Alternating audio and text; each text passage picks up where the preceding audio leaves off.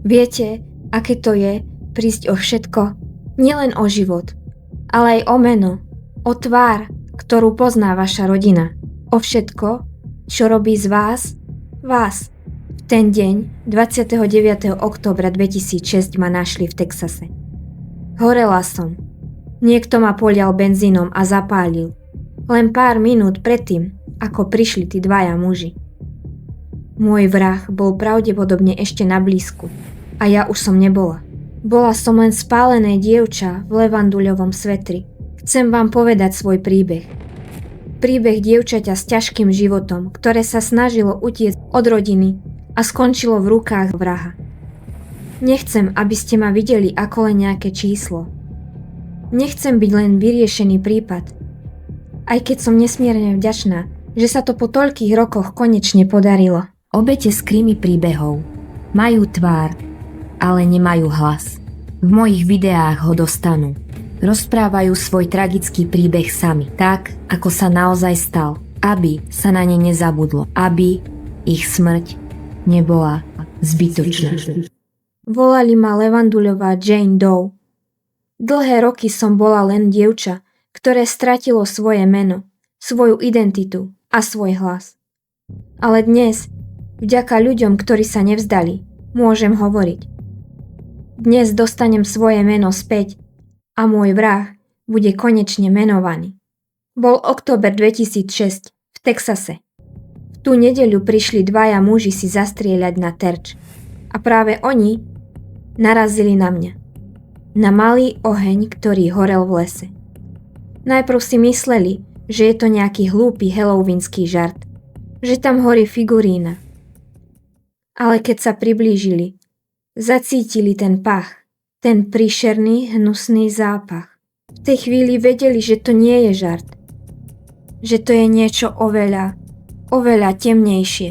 Uvedomili si, že narazili na miesto činu. Na horiace telo v lese. Na moje telo. Bežali pre pomoc. Polícia prišla rýchlo a zistili niečo, čo mi dalo nádej, že bol niekto na blízku.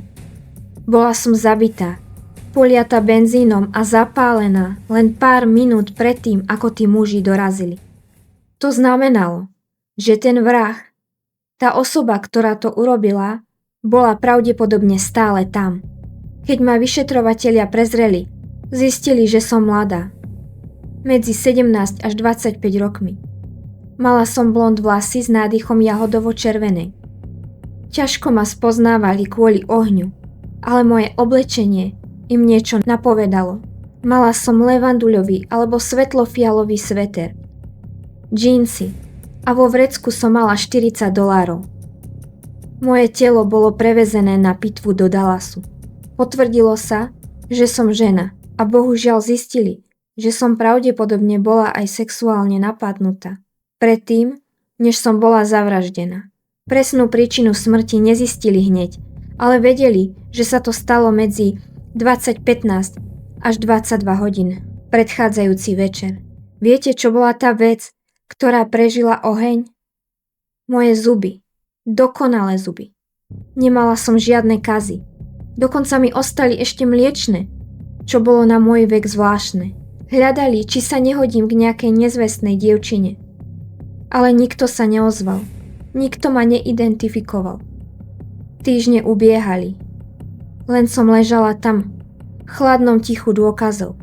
Nakoniec v decembri sa rozhodli, že ma musia oživiť aspoň na papieri. Nechali forenzného umelca, aby nakreslil moju tvár. A vytvorili hlinenú bustu, aby mi dali trojrozmerný vzhľad. Moje obrázky, tá skica a tá hlinená busta boli zverejnené. A znova ticho. Žiaden priateľ, žiadna rodina. Hoci ma vyšetrovatelia oficiálne neprezývali, ľudia na internetových fórach ma nazývali levanduľovou. Pre môj sveter. Ale potom, v roku 2007 nastala zmena. Polícia konečne prišla s podozrivým. Joseph Wayne Burnett. Sexuálny delikvent. Mal 36 rokov. Žil v Longview, blízko miesta, kde ma našli, a prepustili ho rok predtým v roku 2005. Keď ho chceli vypočúvať, bol už aj tak späť za mrežami. Odmietol sa zaregistrovať ako sexuálny delikvent. Klasika. Vyšetrovatelia ho pomaly viedli k rozhovoru o mne. Pýtali sa, kde bol, či ma poznal. Hovoril veci, ktoré ich presvedčili, že so mnou bol v tom čase. A že to bol sexuálny zločin. Priznal sa. Priznal sa, že bol so mnou. Ale nie, že ma zabil. Trvalo to ďalších 6 rokov.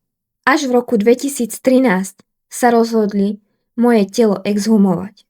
Národné centrum pre nezvestné a zneužívané deti chcelo spraviť novú 3D digitálnu rekonštrukciu mojej tváre. Mala byť presnejšia. Aj bola. Ale znova ticho. Až kým sa neozvala jedna matka. Povedala, že si myslí, že by som mohla byť jej dcéra. Moja nová realita sa začala spájať s tou starou. 2 mesiace predtým, 3. augusta 2006, zmizla 23-ročná Brandy Wells. Zmizla a nikdy ju nenašli. Brandy bola z Longview, v Texase. Milovala hudbu, chcela byť country speváčkou. Bola to skvelé dievča. Zamilovala sa na vysokej škole, vydala sa a odišla zo školy, aby bola pracujúcou manželkou na plný úväzok. Bohužiaľ jej manželstvo nevyšlo. Nastal rozvod a Brandy sa presťahovala, aby začala odznova. Chcela byť učiteľkou v škôlke. Veci sa postupne začali zlepšovať. Pracovala vo Walmarte. A potom prišiel ten víkend, 3. augusta. Išla domov k mame, len prespať. Boli si blízke. Mala prísť v piatok večer okolo 8. Povedala mame, že si na chvíľu odskočí. Zastavila sa v miestnej bowlingovej dráhe. Barman ju tam poznal. Dali sa do reči. Ona mu povedala, že ide do klubu, asi 45 minút od Longview. Barman ju prosil, aby tam nešla, že to nie je dobrá oblasť, že tam nemá ísť sama. Nasledujúci deň ráno o 9:15 policajt našiel čierne auto, opustené na kraji diaľnice. Skontroloval ho.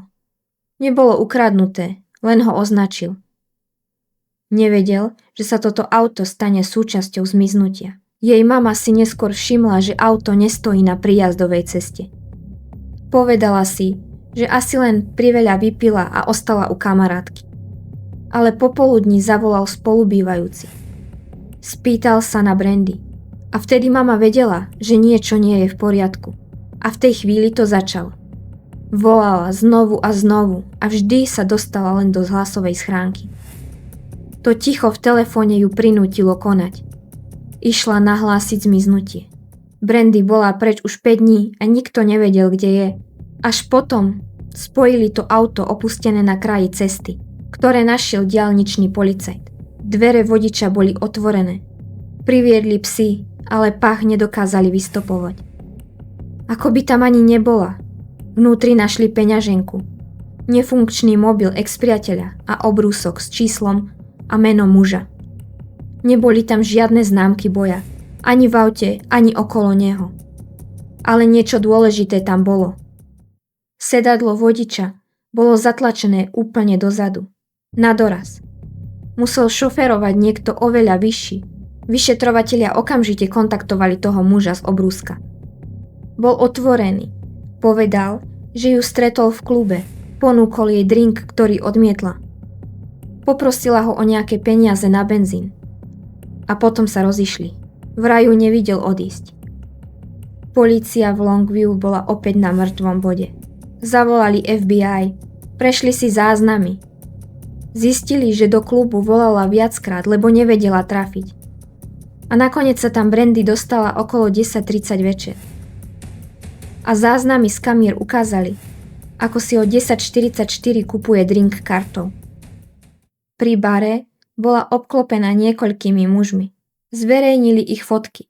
Snažili sa ich nájsť a prinútiť, aby prehovorili. Ale potom jeden záznam ukázal, že Brandy odchádzala z toho baru sama. Po jednom drinku. Ten nefunkčný telefón v aute bol telefón ex-priateľa. Ale jej vlastný telefón tam nebol. 9 dní po zmiznutí 2 hovory. 2 rôzne osoby, ktoré volali inými menami. Polícia ich vypátrala.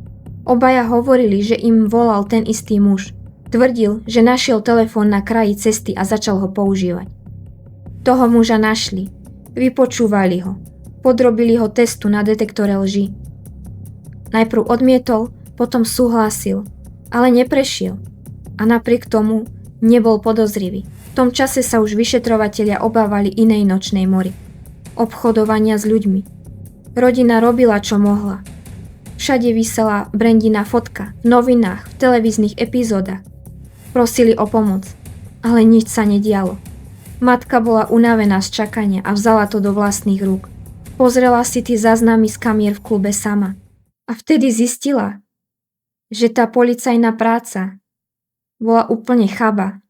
Žena, ktorú spočiatku považovali za Brandy, vôbec nebola na tom zázname. Tá žena bola inak oblečená. Brandy bolo vidno na zábere až neskôr, ale takisto odchádzala z klubu sama. Pátranie pokračovalo, ale roky plynuli. V roku 2010 mame zavolal muž menom Tim. Povedal, že je nažive, v Missouri, a potom zložil. A už nikdy nezavolal. Mama verila, že je niekde nažive. A potom v roku 2013 prišla tá rekonštrukcia mojej tváre a začali si to spájať. Prečo tie dva prípady nikdy neboli prepojené? Ja, Levanduľová, som bola nájdená len pár kilometrov od miesta, kde našli Brandino auto. Len 2 mesiace po mojom zmiznutí. Áno, bol tam nepatrný rozdiel. Brandy bola 23-ročná. Moje telo bolo spálené, oblečenie bolo iné. Brandy v klube mala kvetinový top. Nie levanduľový sveter. Ale mohla sa prezliesť. Možno bola donútená. Všetko sa dalo vysvetliť. Okamžite porovnávali zubné záznamy. Moje a Brandine. A zrazu... Koniec. Vyšetrovatelia zistili, že ja, Levanduľová Jane, nie je Brenda. Frustrácia bola hrozná. Boli tak blízko, ale moje dokonalé zuby, tie odhalili pravdu. Spomínate si na Josepha Barnetta? Ten podozrivý, ten, čo sa vrátil do väzenia. Dostal 10 rokov za to, že sa neregistroval ako sexuálny delikvent. V roku 2017 ho prepustili. A on sa znova dal dokopy. S 28-ročnou Feliciou. Žili spolu v chátranom moteli. A potom, 20. júla, Felicia zmizla. O 4 dní neskôr našli jej telo v Longview. Identifikovali ju podľa fialových nechtov trčiacich z lístia. Joseph bol opäť zatknutý. Opäť za to, že sa neregistroval. Ale potom sa priznal. Uškrtil ju lanom a potom prišiel šok. Povedal, že to isté spravil aj so mnou. S Levanduľovou Jane v roku 2006. Nevedel, kto som. Vraj mi ponúkal peniaze za sex. Súhlasila som. Povedal, že som mu po čine ukradla peniaze a preto ma zabil.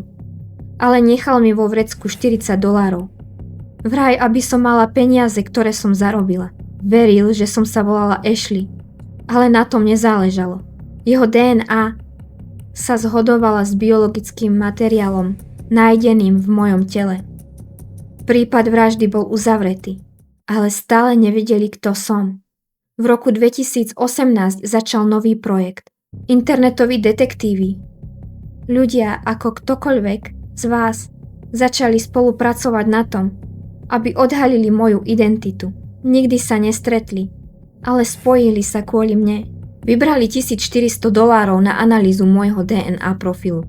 Prehľadávali verejné záznamy. Robili všetku túto prácu zadarmo. Pre mňa zistili, že som mala korene v Česku a našli vzdialenú príbuznú, žijúcu len niekoľko desiatok kilometrov od miesta, kde ma našli. Žena mala okolo 50 rokov. Nevyšla z nej ani jedna priama odpoveď, ale nakoniec po vysvetlení povedala, že bude súhlasiť s testovaním DNA. A vtedy sa stal zázrak. Nebola to len nejaká vzdialená príbuzná. Strýko tej sesternice mal dcéru menom Robin. A keď hľadali Robin, zistili niečo kľúčové. Zomrela mesiac predtým, ako ma našli. Bola to moja matka. Robin mala neľahký život. Alkohol, zatknutia, rôzni manželia. A od jedného z tých manželov pochádzalo priezvisko Dodd. A odtiaľ už to išlo rýchlo. Trvalo to 12 rokov, kým mi vrátili identitu. 12 rokov pod horiacim fialovým svetrom. Ale 11. februára 2019 bolo konečne oficiálne oznámené, že som sa volala Dana Lynn Dodd. Mala som len 21 rokov. Môj život nebol rozprávka. Moja mama Robin ma v podstate opustila. Otec bol tiež bezdomovec. Od 14 som žila s nevlastnou matkou v Arizone. Ťažké, náročné detstvo, ktoré viedlo k problémom so správaním. Poslali ma na Floridu k mojej staršej sestre Amande. Bola o 9 rokov staršia a vzala ma. Ale v tom veku som už bola iná. Stretávala som nesprávnych ľudí. Brala som drogy, bola som rebelka. Amanda si nevedela rady. A ja som utiekla. Pripojila som sa k cestovnému predaju týmu časopisov. A to ma priviedlo do Texasu. Moja najlepšia priateľka, Bobby Lynn, sa obviňovala z toho, čo sa mi stalo. Boli sme ako rodina. Brali sme drogy, ale potom Bobby otehotnila. Chcela prestať, ale ja nie. Začala som s heroínom. Okrádala som Bobby a ona ma preto musela vyhodiť. Posledné slová, ktoré som jej povedala, boli: si moja posledná osoba. Nikto iný mi nepomôže. A predsa jedna vec zostáva nevyriešená. Brandy Walls, dievča, o ktorom si mama myslela, že som to ja. Dievča, ktorého prípad je stále otvorený. Je stále nezvestná. Vidíte, čo dokázali tí dobrovoľníci? Dokázali dať meno dievčaťu, ktoré stratilo všetko. Joseph bol odsúdený za 2 vraždy k 50 rokom väzenia. Každý, kto z vás sleduje True Crime, kto šíri informácie, kto sa snaží nájsť niečo, čo iní prehliadli, máte tú moc. Nemusíte byť špičkový vyšetrovateľ. Môžete byť tínedžer, mama, zdravotná sestra. Môžete vyriešiť prípad. Nezabudnite, váš hlas je dostatočne silný. Som Dana Lynn Dodd a ďakujem, že ste si vypočuli môj tragický príbeh.